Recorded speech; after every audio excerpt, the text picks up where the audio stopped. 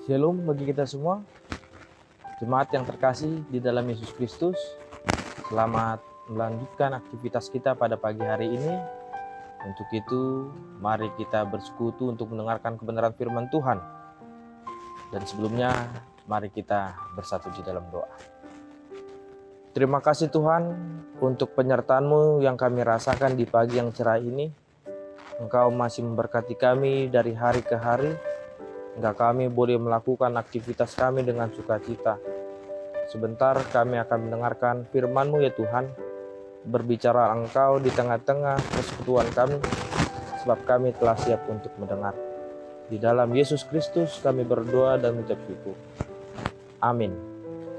Bapak Ibu jemaat yang terkasih dalam Yesus Kristus, firman Tuhan pada hari ini, Kamis 29 September 2022, yang tertulis dari Amsal pasal 14 ayat 31. Beginilah firman Tuhan. Siapa menindas orang yang lemah menghina penciptanya, tetapi siapa menaruh belas kasihan kepada orang miskin memuliakan dia. Demikian firman Tuhan. Jemaat yang terkasih, Amsal ini mau mengingatkan kita bahwa kaum lemah, kaum orang-orang miskin, bahkan orang sakit, orang tertindas dan terpinggirkan adalah fokus keprihatinan Allah. Sehingga sikap kita terhadap mereka, Tuhan pasti memperhitungkan sebagai sikap kita kepada Tuhan sendiri. Artinya menghina Sang Pencipta atau memuliakan Tuhan. Demikian ketika kita melakukan hal yang baik bagi orang-orang yang miskin, orang sakit, disitulah kita telah memuliakan Tuhan. Dan sebaliknya ketika kita menghina, kita menganggap mereka bukan orang-orang yang berharga di dunia ini, enggak, kita boleh menganggap mereka tidak memiliki arti, disitulah kita menghina Sang Pencipta. Tentu semua bentuk penindasan terhadap kaum lemah adalah tindakan yang tidak memanusiakan kaum lemah, dan itu adalah tindakan menghina Sang Pencipta. Ketika kita menganggap diri kita sebagai pengikut Kristus yang sungguh dan yang sudah bertobat, disitulah kita mempercayakan diri kita kepada Tuhan Yesus. Ketika kita tahu dan kita juga tidak boleh menindas mereka, menindas orang lemah, tetapi haruslah kita memperhatikan orang yang lemah dan orang yang miskin.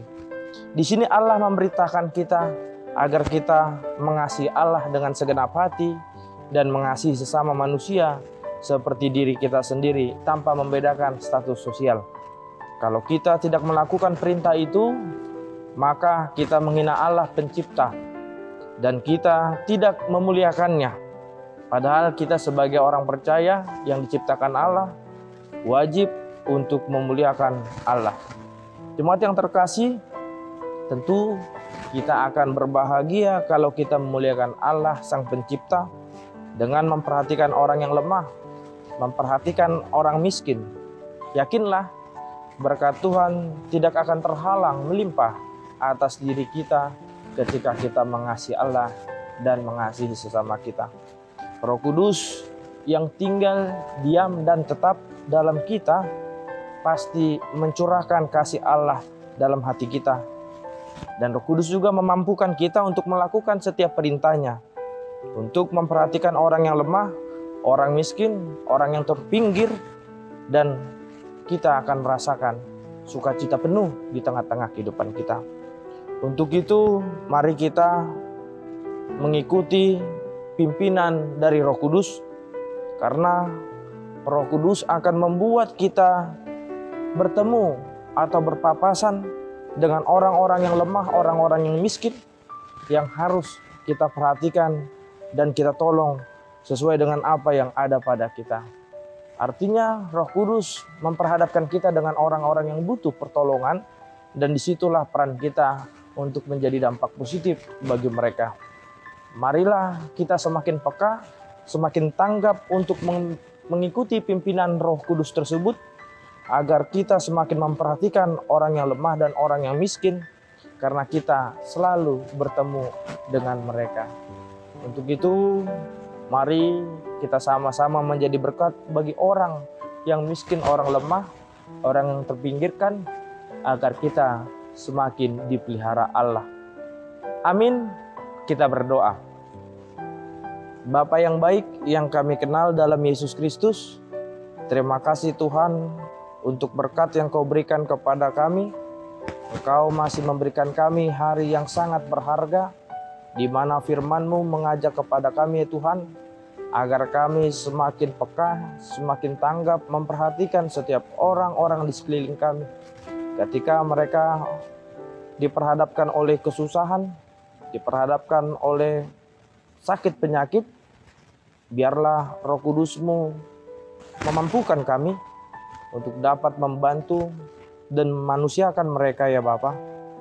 Kami juga berdoa ya Tuhan, untuk setiap jemaat-Mu dimanapun mereka berada, apapun yang mereka alami, biarlah Engkaulah yang membantu mereka ya Tuhan, terkhusus ketika mereka diperhadapkan oleh pergumulan. Tolong bantu mereka ya Tuhan, agar tetap di dalam rasa yang sangat setia kepadamu. Mereka boleh melewati setiap kesusahan dengan penuh sukacita. Kami juga berdoa untuk setiap jemaat-Mu yang sedang mengalami sakit penyakit. Kaulah memberkati setiap proses pengobatan tersebut ya Tuhan, agar mereka mampu melakukan aktivitas seperti biasa dan mampu menjadi berkat di tengah-tengah keberadaan mereka ya Bapa. Kami juga berdoa ya Tuhan untuk setiap jemaat-Mu yang bersukacita karena ulang tahun kelahiran maupun ulang tahun pernikahan. Engkaulah yang semakin menyertai mereka menjalani hari-hari mereka agar tetap dalam pengharapan kepadamu. Kami akui Tuhan, kami adalah makhluk-Mu yang penuh dengan keterbatasan. Biarlah Roh Kudus-Mu membantu kami, dan Engkaulah yang menghapuskan segala dosa dan pelanggaran kami, agar kami semakin layak menjadi anak yang Kau kasihi. Dalam Yesus Kristus kami berdoa dan mengucap syukur. Kasihanilah kami ya Bapa. Amin. Shalom bagi kita semua. Selamat melanjutkan aktivitas untuk kita. Biarlah Tuhan yang semakin memberkati kita. Horas.